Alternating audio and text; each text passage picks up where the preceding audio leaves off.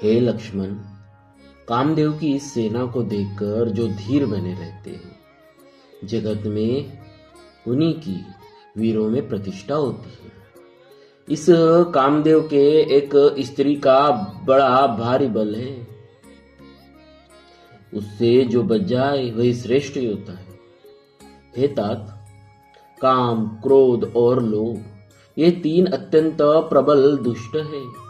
ये विज्ञान के धाम मुनियों के भी मनों को पल भर में क्षुब्ध कर देते हैं। लोभ को इच्छा और दंभ का बल है, काम को केवल स्त्री का बल है और क्रोध को कठोर वचनों का बल है। श्रेष्ठ मुनि विचार कर ऐसा कहते हैं। शिव जी कहते हैं, हे पार्वती, श्री राम जी गुणातीत, तीनों गुणों से परे, चराचर जगत के स्वामी और सबके अंतर की जानने वाले हैं। उपर्युक्त बातें कहकर उन्होंने कामी लोगों की दीनता दिखलाई और धीर विवेकी पुरुषों के मन में वैराग्य को दृढ़ किया है। क्रोध, काम, लोभ, मद और माया ये सभी श्री राम जी की दया से छूट जाते हैं। वह नटराज भगवान जिस पर प्रसन्न होते हैं, वह मनुष्य इंद्रजाल माया में नहीं भूलता। हे उमा, मैं तुम्हें अपना अनुभव कहता हूँ। हरि का भजन ही सत्य है, यह सारा जगत तो स्वप्न की भांति झूठा है। फिर प्रभु श्री राम जी पंपा नामक सुंदर और गहरे सरोवर के तीर पर गए।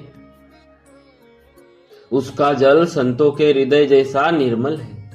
मन को हरने वाले सुंदर 4 घाट बंधे हुए हैं। भांति भांति के पशु जहां तहां जल पी रहे हैं। मानो उदार दानी पुरुषों के घर याचकों की भीड़ लगी हो। घनी पुरइनो कमल के पत्तों की आड़ में जल का जल्दी पता नहीं मिलता। जैसे माया से ढके रहने से कारण निर्गुण ब्रह्म नहीं दिखता, उस सरोवर के अत्यंत अथाह जल में सब मछलियां सदा एक रस एक समान सुखी रहती है। जैसे धर्मशील पुरुषों के सब दिन सुखपूर्वक बीतते हैं, उसमें रंग बिरंगे कमल खिले हुए हैं। बहुत से भौरे मधुर स्वर से गुंजार कर रहे हैं। जल के मुर्गे और राजहंस बोल रहे हैं, मानो प्रभु को देखकर उनकी प्रशंसा कर रहे हो। चक्रवाक, बगुले आदि पक्षियों का समूह देखते ही बनता है, उनका वर्णन ही नहीं किया जा सकता। सुंदर पक्षियों की बोली बड़ी सुहावनी लगती है, मानो रास्ते में जाते हुए पति को बुला लेती हो।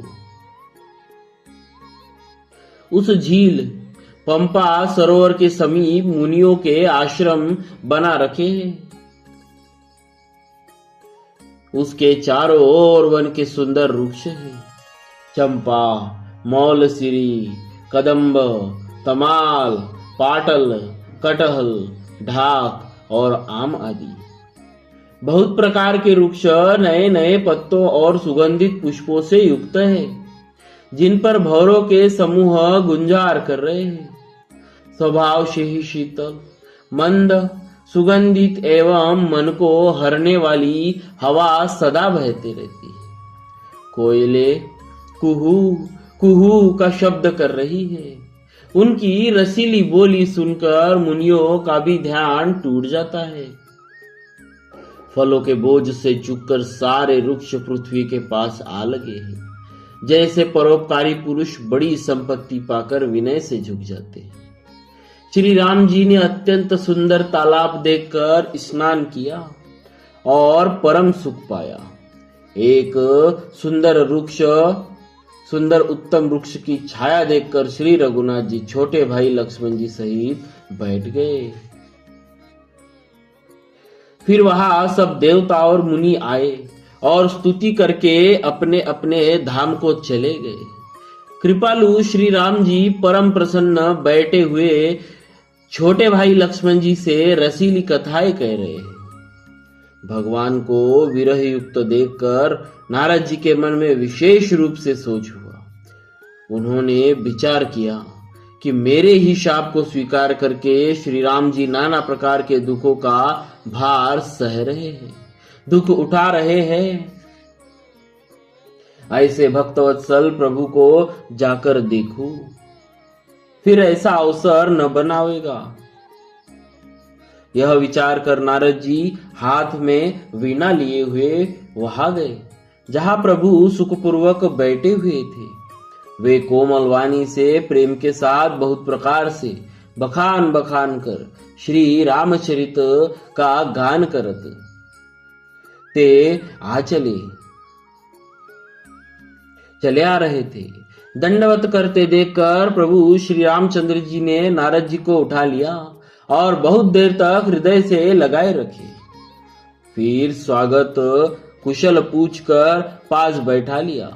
लक्ष्मण जी ने आदर के साथ उनके चरण धोए, बहुत प्रकार से विनती करके और प्रभु को मन में प्रसन्न जानकर तब नारद जी कमल के समान हाथों को जोड़कर वचन बोले, हे स्वभाव से ही उदार श्री रघुनाथ जी सुनिए, आप सुंदर अगम और सुगम वर के देने वाले हैं।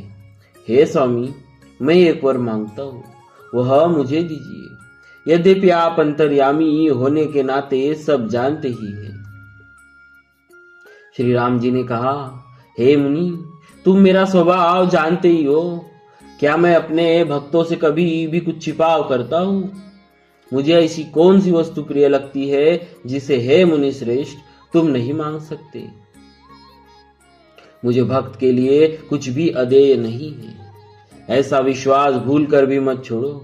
तब नारद जी हर्षित होकर बोले, मैं ऐसा वर मांगता हूँ, यह घृष्टता करता हूँ। यद्यपि प्रभु के अनेक नाम हैं और वेद कहते हैं कि वे सब एक से बढ़कर एक है, तो भी हे नाथ, राम नाम सब नामों से बढ़कर हो और पाप रूपी पक्षियों के समूह के लिए यह वधिक के समान हो। आपकी भक्ति पूर्णिमा की रात्रि है, उसमें राम नाम यही पूर्ण चंद्रमा होकर और अन्य सब नाम तारागण होकर भक्तों के हृदय रूपी निर्मल आकाश में निवास करे। बोलिए श्री सीताराम जी महाराज की जय। कृपा सागर श्री रघुनाथ जी ने मुनि से एवमस्तु ऐसा ही हो कहा। तब नारद जी ने मन में अत्यंत हर्षित होकर प्रभु के चरणों में मस्तक नवाया। श्री रघुनाथ जी को अत्यंत प्रसन्न जानकर नारद जी फिर कोमल वाणी से बोले, हे राम जी, हे रघुनाथ जी सुनिए, जब आपने अपनी माया को प्रेरित करके मुझे मोहित किया था तब मैं विवाह करना चाहता था। हे प्रभु, आपने मुझे किस कारण विवाह नहीं करने दिया? प्रभु बोले, हे मुनि सुनो, मैं तुम्हें हर्ष के साथ कहता हूँ कि जो समस्त आशा भरोसा छोड़कर केवल मुझको ही भजते हैं, मैं सदा उनकी वैसे ही रखवाली करता हूँ जैसे माता बालक की रक्षा करती है। जैसे छोटा बच्चा जब दौड़कर आग और सांप को पकड़ने जाता है तो वह माता उसे अपने हाथों से अलग करके बचा लेती है। सयाना हो जाने पर उस पुत्र पर माता प्रेम तो करती है परंतु पिछली बात नहीं रहती, अर्थात मातृपरायण शिशु की तरह फिर उसको बचाने की चिंता नहीं करती, क्योंकि वह माता पर निर्भर न रहकर अपनी रक्षा आप करने लगता है। ज्ञानी मेरे प्रौढ़ सयाने पुत्र के समान है और तुम्हारे जैसा अपने बालक का मान न करने वाला सेवक मेरे शिशु पुत्र के समान है। मेरे सेवक को केवल मेरा ही बल रहता है और उस ज्ञानी को अपना बल होता है, पर काम क्रोध रूपी शत्रु तो दोनों के लिए ही है। भक्त के शत्रुओं को मारने की जिम्मेदारी मुझ पर रहती है, क्योंकि वह मेरे परायण होकर मेरा ही बल मानता है। परंतु अपने बल को मानने वाले ज्ञानी के शत्रुओं का नाश करने की जिम्मेदारी मुझ पर नहीं है। ऐसा विचार कर पंडित जन, बुद्धिमान लोग मुझको ही भजते, वे ज्ञान प्राप्त होने पर भी भक्ति को नहीं छोड़ते। बोलिए श्री सीताराम जी महाराज की जय।